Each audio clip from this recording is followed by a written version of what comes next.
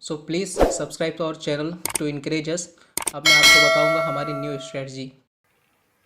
Hello friends, myself Amrish Pandey.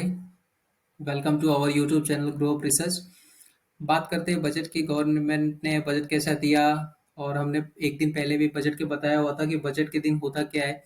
ये strategies भी आपको एक दी थी, जो सुबह में जब मार्केट 9:15 पे ओपन हुआ तो ऑलमोस्ट वोलाटाइल मूवमेंट जब तक थी 10:50 टू 10:30 तक, तो उसमें ऑलमोस्ट 100 टू 150 पॉइंट का प्रीमियम गेन था। उसके बाद में वो स्ट्रेटजी लगभग लगभग वर्क की, बट ऑलमोस्ट प्रीमियम डिक्लाइन होके जीरो ही हुआ। बैंक निफ्टी का हमने जैसे बोला था कि 1000 से 1200 पॉइंट की मूवमेंट होगी, जो आप एक्सेप्ट करोगे कि अभी यहाँ से बाय कर लेते ऊपर चली जाएगी, सेल कर देते नीचे आ जाएगी। तो जैसा हमने बताया था कि ऑलमोस्ट 1000-1200 की पॉइंट बैंक निफ्टी में मूवमेंट होती है, और 200-400 पॉइंट की निफ्टी में मूवमेंट होती है। सेम वैसा ही मार्केट था, ऑलमोस्ट 400 पॉइंट की मूवमेंट निफ्टी में थी।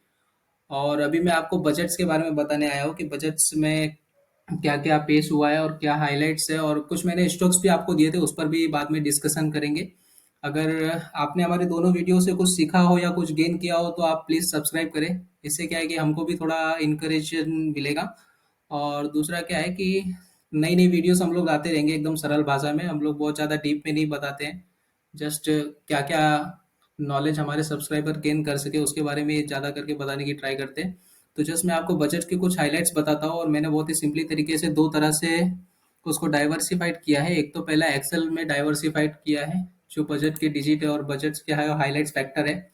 और दूसरा है गवर्नमेंट ऑफ इंडिया की पावर पॉइंट है एक, जो वेबसाइट पे भी अवेलेबल है। उस पे आप लोग को डायरेक्टली गवर्नमेंट ऑफ इंडिया ने जो बजट पेश किया है डायरेक्टली वहाँ से मिल जाएगा। उसका भी लिंक मैं आपको डिस्क्रिप्शन में दे दूंगा। तो बजट के बारे में अभी अपने डिस्कशन करते हैं। और बजट के पहले भी जो हमारी सबसे फर्स्ट वीडियो आई थी, बजट का जो एनालिसिस था उसके एकदम फर्स्ट वीडियो, जो चैनल की हमारी फर्स्ट वीडियो थी, उस पर भी मैंने बताया हुआ था कि ऑलमोस्ट जो सपोर्ट है निफ्टी का, वो 16,838 का सपोर्ट है। वहां से आप क्लियरली बाय कीजिए, क्योंकि बजट के पहले ऑलमोस्ट मार्केट 10 to 8% करेक्ट हो चुका था, तो वहां से ऑलमोस्ट अप ही जाना था। और जैसा कि आप लोग ने देखा कि निफ्टी बजट वाले दिन भी, और बजट बजट के दूसरे दिन ऑलमोस्ट 70,794 का हाई बना चुकी थी। ऑलमोस्ट ऑलमोस्ट 5 to 6% तो प्लस हो गया है बाजार। और दूसरी बात हम करते हैं कि यहाँ पर अभी थोड़ा बहुत ब्रेकडाउन चल रहा है, नीचे आ रहा है बाजार, लेकिन कोई दिक्कत नहीं है। पोजिशनली आप ही जाना है इसको। एफ आई आई का जो सेलिंग आ रहा है कंटिन्यू प्रेशर्स, उसके वजह से थोड़ा मार्केट अभी डाउन जैसा है, लेकिन कोई बात नहीं, वापस से प्लस आ जाएगा। कुछ पोटेंशियल स्टॉक की भी हमने बात की थी, उसके बारे में भी मैं आपको बताऊंगा। पहले चलते हैं बजट के बारे में जानते हैं अपने।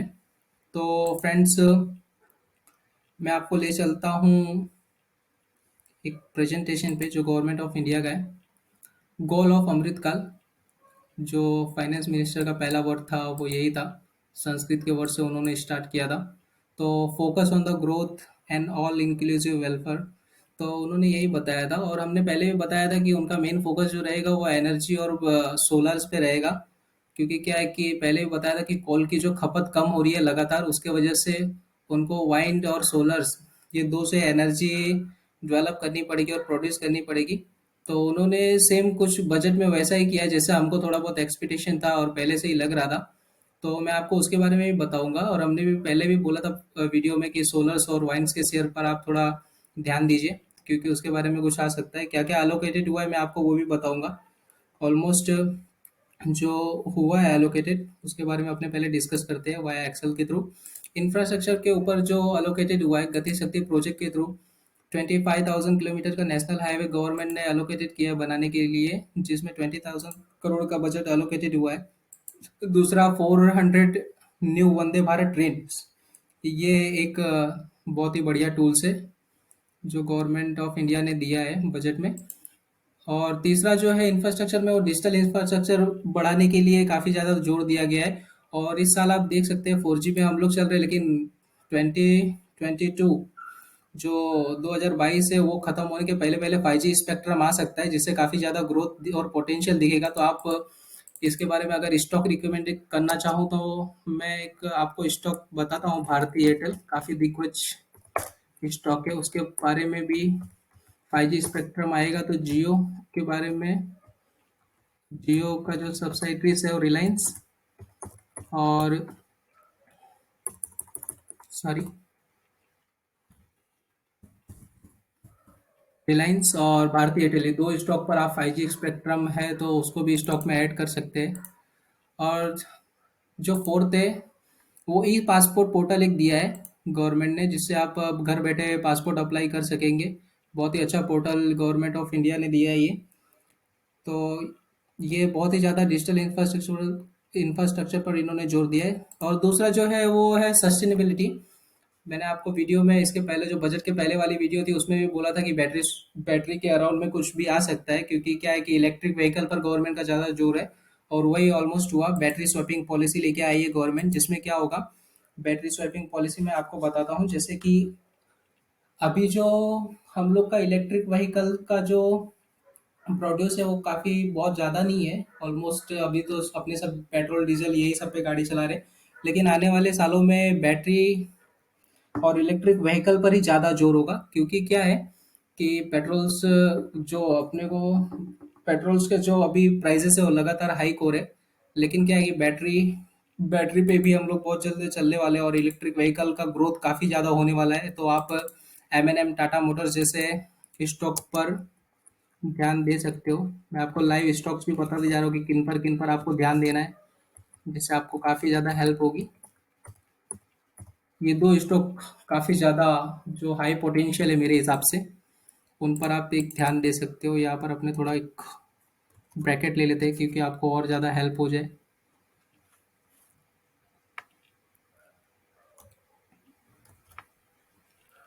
यहाँ पर भी ब्रैकेट ले लेते हैं स्टॉक रिकमेंडेशन में जो आपको दे रहा हूँ। ठीक है, तो हाँ, तो मैं बैटरी के बारे में बता रहा था आपको। तो उस पे भी अब बैटरी स्वैपिंग पॉलिसी का मतलब क्या है, मैं आपको सिंपली एक बताता हूँ कि बैटरी चार्जिंग होने में काफ़ी टाइम लगता है। जो भी पावर स्टेशन बनेंगे उसमें क्या किया है गवर्नमेंट ने, जो भी मैन्युफैक्चरर होंगे उनको एक सिंपल स्टैंडर्डाइज बैटरी बनाने का ऑर्डर देगी गवर्नमेंट कि आप एक भैया कैरेक्टरिस्टिक बैटरी बनाए जो सब जगह सेम ही हो, मतलब कि सेम हो, मतलब एक स्टैंडर्डाइज उसमें हो कि जैसे कि आपको किसी भी जगह चार्जिंग स्टेशन है, वहां पर अगर एक तरह की सब जगह बैटरी होगी तो आप उस बैटरी को दे दीजिए और उसे जो चार्ज बैटरी है वो ले लीजिए। इस तरह की बैटरी स्वैपिंग पॉलिसी जो है, इसका सिंपल मीनिंग यही है। तो इस पे काफ़ी ज़्यादा हेल्प हो जाएगी और काफ़ी ज़्यादा सस्टेनेबल है ये। और दूसरा, सोलर के अंदर जो इन्वेस्टमेंट हुआ है उसके बारे में भी मैं आपको बताता हूँ। ऑलमोस्ट 280 गीगावाट इंस्टॉल कैपेसिटी का लक्ष्य है गवर्नमेंट ऑफ इंडिया का, जो 2030 तक का लक्ष्य है। इसमें मैं मेंशन भी कर देता हूँ। और उसके तहत PLI स्कीम के तहत 19,500 करोड़ रुपए गवर्नमेंट ने एलोकेटेड किया है। दूसरा, तीसरी चीज, इन सबके पीछे जो खर्चा होगा उसका एक डेफिसिट निकल के आता है, जो मैं आपको बताता हूँ। अब डेफिसिट का सिंपल मीनिंग मैं आपको बताता हूँ। जो बजट का एक्सप्लेनेशन डिजिट मैंने खुद ये निकाला है, गवर्नमेंट ऑफ इंडिया की साइट पे ही था। अभी का जो इंक्रीजिंग टारगेट गवर्नमेंट ने दिया है बजट एक्सपेंडिचर का, यानी कि जो बजट में जो खर्चे होने वाले हैं वो 7.5 लाख करोड़ के अराउंड के है। और बजट का जो एक्सपेंडिचर टारगेट है 2022-23 का, वो 39.35 लाख करोड़ तक का है। और रेवेन्यू रिसिप्ट जो हमको रिसीव्ड होने वाली है वो 22.84 लाख करोड़ की है। ऑलमोस्ट जो इन दोनों के बीच का, यानी जो हमारे जो इनकम है वो कम हो रही है और जो एक्सपेंडिचर है वो ज़्यादा हो रहा है। तो एक्सपेंडिचर और इनकम के बीच का जो डिफरेंस है वही हो गया डेफिसिट। और ये जो फाइनेंस का डिफरेंस डेफिसिट आएगा वो ऑलमोस्ट 16.61 लाख करोड़ जैसा आएगा, जो ऑलमोस्ट गवर्नमेंट ऑफ इंडिया का अभी जो करंट का डेफिसिट चल रहा है वो 2021 में 6.90 के अराउंड का था। जो गवर्नमेंट ऑफ इंडिया ने अपने बजट में बोला है कि 2025 तक ऑलमोस्ट 4% तक डेफिसिट ला के रख देंगे। लेकिन लगता नहीं है, जिस तरह के खर्चे गवर्नमेंट के उस तरह से हो सकता है, बट कुछ गवर्नमेंट भी इसके लिए बोरोविंग करेगी जो डेफिसिट हो रहा है। तो उसके चलते भी गवर्नमेंट ऑफ इंडिया के पास काफ़ी ज़्यादा फंड्स आ सकते हैं और काफ़ी ज़्यादा रेवेन्यू रिसिप्ट रिसिप्ट रिसीव्ड हो सकती है, जिसकी वजह से काफ़ी अच्छा गवर्नमेंट को ग्रोथ मिलेगा। कोई बात नहीं, कैपेक्स लेके लेके आए हैं, बहुत अच्छा है। 7.5 लाख करोड़ का कैपेक्स बहुत बड़ी बात है किसी भी गवर्नमेंट्स के लिए। और अपनी खास करके इंडियन गवर्नमेंट ने ये कदम उठाया है, इससे शॉर्ट टर्म थोड़ा सा लॉस, लेकिन लॉन्ग टर्म बहुत ज़्यादा प्रॉफिट है। मैं आपको ये क्लियरली बता देता हूँ, क्योंकि इतना बड़ा कैपेक्स लाना, खर्चे करने में नहीं डरना, ये हमारी गवर्नमेंट का बहुत ही इनिशिएटिव स्टेप है। और दूसरा, मैं आपको चौथी चीज़ बताता हूँ क्रिप्टो करेंसी के बारे में। अब क्रिप्टो करेंसी के बारे में हमारी फाइनेंस मिनिस्टर ने बोला है। अब आप एक मान के चलिए कि डिजिटल करेंसी तो क्रिप्टो को अभी अलाउड नहीं करेगी गवर्नमेंट ऑफ इंडिया, बट उनको एक कंसाइटिंग एसेट्स के रूप में गवर्नमेंट ऑफ इंडिया बता सकती है और उनको एक चांस मिल सकता है एज अ एसेट्स कंसाइडर करने का। ये चीज़ें दिख रही है साफ साफ। और जो बिटकॉइन इथेरियम और दूसरे भी जो कॉइन्स है उनको एक्सचेंजिंग के मेथड में अलाउड नहीं होगा, मतलब कि जिनसे हम डायरेक्टली कुछ परचेस नहीं कर सकेंगे। इसका सिंपल मीनिंग ये हुआ। और तीसरी चीज मैं आपको बताता हूँ कि आरबीआई खुद की करेंसी डिजिटल करेंसी लॉन्च करने वाली है। तो उसके लिए ये जो बिटकॉइन इथेरियम वगैरह है इसलिए अलाउ नहीं करेंगे ये लोग, क्योंकि गवर्नमेंट को खुद का भी करेंसी जो आरबीआई का जो करेंसी है गवर्नमेंट वो खुद प्रमोट करेगी। इसकी वजह से जो कॉइन है बिटकॉइन इथेरियम ये सब अलाउ नहीं किए जाएंगे। एसेट्स के रूप में हो सकता है ये, क्योंकि ये दिख रहा है साफ साफ कि एसेट्स के रूप में गवर्नमेंट एक चांस दे रही है। दूसरा, जो क्रिप्टो करेंसी पर अर्निंग है उस पर 30% टैक्स आया है। और जो सबसे लास्ट पॉइंट मैं आपको बता रहा हूँ टैक्सेशन के बारे में, टैक्सेशन में कोई भी चेंज नहीं हुआ है। हालांकि एक चेंजेस बहुत अच्छा किया है गवर्नमेंट ने, जो बहुत ज़्यादा अच्छा लगा है मुझे, क्योंकि क्या है कि पहले जो टैक्स पेयर्स थे वो कुछ चीज़ें छुपा देते थे जिसकी वजह से आईटी की रेट्स बढ़ती थी और फिर उसके बाद में उनको जो इनकम होती थी वो बेचारे डिस्क्लोज नहीं कर पाते थे। तो गवर्नमेंट ने काफ़ी अच्छा ये एक इनिशिएटिव लिया है कि आपको अगर जैसे आगे आपने भर दिया है टैक्स और उसमें कुछ चीज़ें आपने हिडन रख दी है और आईटी की रेट्स कदाच पड़ती है आपके ऊपर, तो आप उसमें क्या कर सकते हैं एक चीज़ कि आप उस इनकम को डिस्क्लोज करने के लिए 2 ईयर्स के अंदर अंदर with in 2 years assessment year का जो रिटर्न आप भरते हैं उसके विद इन 2 ईयर्स के अंदर आप वापस से रिटर्न फाइल कर सकते हैं और अपनी इनकम को डिस्क्लोज कर सकते हैं। तो काफ़ी अच्छा इनिशिएटिव है ये, काफ़ी बढ़िया इनिशिएटिव है। और गवर्नमेंट ऑफ इंडिया ने कहाँ कहाँ पैसे एलोकेटेड किया है वो भी आप जानना है तो उसका लिंक मैं आपको डिस्क्रिप्शन में दे दूंगा। काफ़ी अच्छी चीज़ें बताई हुई है वहाँ पे, काफ़ी अच्छे से एक्सप्लेन किया हुआ है उनकी पीपीटी में। पैसा कहाँ से आएगा, पैसा कहाँ जाएगा, वो भी चीज़ें इन्होंने बताया हुआ है। नॉन डेप्ट में 2% रिसिप्ट, बोरोइंग एंड लाइबिलिटीज में 35%, नॉन टैक्स रेवेन्यू में 5%, कस्टम पे 5%, जीएसटी पे 16%, कॉर्पोरेट पे 15%, यूनियन एक्साइज ड्यूटी पे 7%। ये सब रुपीज गवर्नमेंट के पास आएंगे और गवर्नमेंट के पास जाएंगे कैसे कैसे, 8% सब्सिडीज में, 8% डिफेंस में, इंटरेस्ट पेमेंट में 20% और स्टेट सेल्स ड्यूटी में 17%। तो ये सब है। रुपया कैसे आएगा कैसे जाएगा, एक्सपेंडिचर क्या है, वो भी यहाँ पर गवर्नमेंट ने बताया हुआ है। रेवेन्यू रिसिप्ट कितना गेट्स होगा वो भी बताया हुआ है। बहुत ही एकदम सिंप्लीफिकेशन तरीके से बताया हुआ है गवर्नमेंट ऑफ इंडिया ने ये पावर पॉइंट में। और उसके बाद में अलोकेशन कहाँ कहाँ है वो भी गवर्नमेंट ऑफ इंडिया ने काफ़ी अच्छी तरह से बताया हुआ है। यहाँ पर आप देख सकते हैं हेल्थ पर कितना है, जल जीवन प्रोजेक्ट पर कितना है, नेशनल एजुकेशन में कितना है, प्रधानमंत्री ग्राम योजना में कितना है, पीएम किसान योजना में कितना है। अब इसके बारे में बात करते हैं। 2021-22 आरई, आरई मतलब क्या हुआ कि रिवाइज एस्टिमेट जो है वो था ऑलमोस्ट 34,947 करोड़ का, जो 2020-23 में बढ़कर जो बी मतलब बजट एस्टिमेट एस्टिमेट हो गया, बजट एस्टिमेट जो हुआ है वो 37,800 करोड़ का हो गया है। यानी कि बढ़ाया है, ये खर्चा गवर्नमेंट ने बढ़ाया है, बट डरने की कोई जरूरत नहीं है। गवर्नमेंट के पास बोरोविंग है और उसके चलते भी गवर्नमेंट काफ़ी अपना स्ट्रांग है। और दूसरी चीज़, काफ़ी बड़े बड़े प्रोजेक्ट अभी लॉन्च होने वाले हैं, तो उसके थ्रू भी काफ़ी ज़्यादा फंड्स आएंगे गवर्नमेंट्स के पास में। तो no problem, expenditure capex high किया है लेकिन रेवेन्यू रिसिप्ट भी गवर्नमेंट ऑफ इंडिया के पास काफ़ी ज़्यादा होगी, कुछ ना कुछ प्लानिंग से उन लोग के पास होगा, इसलिए इस तरह का ये बजट उन्होंने अलोकेटेड किया है। कोई दिक्कत नहीं है, बहुत अच्छा कैपेक्स दिया है जिसके चलते अभी लॉन्ग टर्म में काफ़ी ज़्यादा ग्रोथ इंडिया के लिए होने वाली है। और मिनिस्ट्री ऑफ डिफेंस में जैसे कि हमेशा की तरह रक्षा पर अपनी गवर्नमेंट ज़्यादा ध्यान देती है रक्षा बजट पर, उसी तरह मिनिस्ट्री ऑफ डिफेंस पे सबसे ज़्यादा जो अलोकेटेड हुआ है वो ये रहा, 5,25,166 करोड़ का। हर बार ऐसा ही होता है, मिनिस्ट्री ऑफ डिफेंस पे सबसे ज़्यादा जो बजट होता है वो अलोकेटेड होता है। तो इस तरह से मैंने एकदम समराइज बताया है आपको। अगर अच्छा लगा हो तो आप ये वीडियो सब्सक्राइब कीजिए। और दूसरा, जो स्टॉक रिकमेंडेशन है जो मेरी तरफ से है वो मैं आपको कुछ बताता हूँ। टाटा पावर हमने पहले भी दिया था ऑलमोस्ट, जो अपनी वीडियो थी बजट वाली उस पर भी मैंने आपको बताया था कि काफ़ी ज़्यादा पोटेंशियल है, काफ़ी ज़्यादा ग्रोथ है। ऑलमोस्ट उस टाइम पे 246 जैसा चल रहा था टाटा पावर। तो अभी 254 का आज का आई था, 253 का क्लोजिंग दिया है ऑलमोस्ट। तो ये भी बाय करके रख सकते हैं, लॉन्ग टर्म में काफ़ी अच्छा है। पावर्स में क्या है कि टाटा पावर्स इसलिए मैं बोल रहा हूँ बार बार, क्योंकि क्या है कि इसका एनर्जी का काफ़ी अच्छा काम है। और दूसरा क्या है कि जो बैटरीज वगैरह जो आएंगे, चार्जिंग स्टेशन आएंगे, उसमें भी टाटा पावर एक इम्पोर्टेंट रोल फैक्टर है। और दूसरा स्टॉक का है अपने पास Tata motor. EV, electric vehicle के जो भी व्हीकल आएंगे ट्रांसपोर्टेशन के, वो टाटा मोटर लॉन्चिंग कर सकता है। ऐसा एक है मेरा धारणा, एक अजम्पशन है। दूसरा इंडिया सीमेंट है। सीमेंट की खपत ऑलमोस्ट 20 to 25% बढ़ने वाली है इस साल। तो एसीसी इंडिया सीमेंट भी आप बाय कर सकते हैं। HFCL है बैटरी का, जो केमिकल बनाता है वो सबसे ज़्यादा HFCL बनाता है।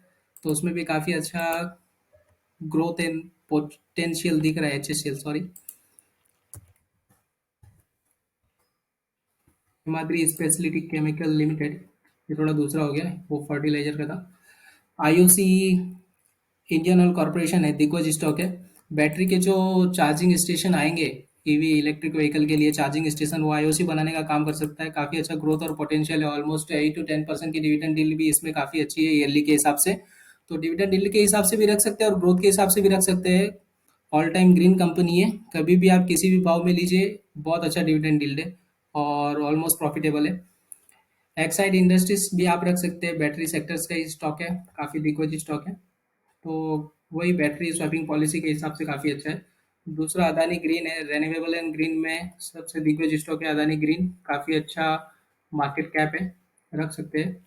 दूसरा LT है, Larsen and Toubro, construction company है, कंस्ट्रक्शन कॉन्ट्रैक्ट मिलते रहते हैं इसको हर बार गवर्नमेंट ऑफ इंडिया की तरफ से, बहुत अच्छी कंपनी है। इसको भी एक बाइंग करके आप रख सकते हैं, काफ़ी अच्छा लार्ज कैप है। LIC हाउसिंग फाइनेंस, पहले भी रिकमेंड किया हुआ था उस वीडियो में, उस समय चल रहा था ऑलमोस्ट 385 का राउंड, आज 405 का हाई है, 399 का क्लोजिंग है, रख सकते हैं। IPO आने वाला है उस लहजे से, काफ़ी अच्छा है। Canara bank, Canara bank almost उस समय चल रहा था 253 रुपीज़। मैंने बोला था ये ऑल टाइम बाइंग स्टॉक है, बाई करके रख सकते हैं। PSU में कुछ भी अच्छा आने वाला हो सकता है, कोई बात नहीं। 272 का हाई है तब भी, PSU बैंक काफ़ी अच्छा कर रही है। और उसके बाद में है भेल। भेल मैंने उस दिन भी आपको बोला था 58 रुपीज़ चल रहा था, 60 रुपीज़ का आज का प्राइस है, 61 का ऑलमोस्ट आई है। RCF जो है वो थोड़ा नीचे है, लेकिन केमिकल के लिए फंड अलोकेटेड किया है गवर्नमेंट ने, जैसा कि हम लोग एक्सेप्ट कर रहे थे। तो अच्छा है उस हिसाब से। 90 है, 200 तक का टारगेट इसमें दिख रहा है। PNB गिल्स हो गया, ये भी काफ़ी अच्छा स्टॉक है, डिविडेंड के लहजे से भी बहुत अच्छा स्टॉक है। 50% का डिविडेंड डील है, तो इसको भी ग्रोथ और पोटेंशियल के हिसाब से रख सकते हैं अपने। तो इस तरह का रहा total stock recommendation on budget. तो प्लीज़ अगर आपको अच्छा लगे तो वीडियो को सब्सक्राइब कीजिए, और पहले और दूसरे वीडियो की जो लिंक है वो मैंने डिस्क्रिप्शन में डाल दी है, उसको भी आप देखिए, उससे भी आपको काफ़ी कुछ सीखने को मिलेगा। Okay, thank you friends, thank you.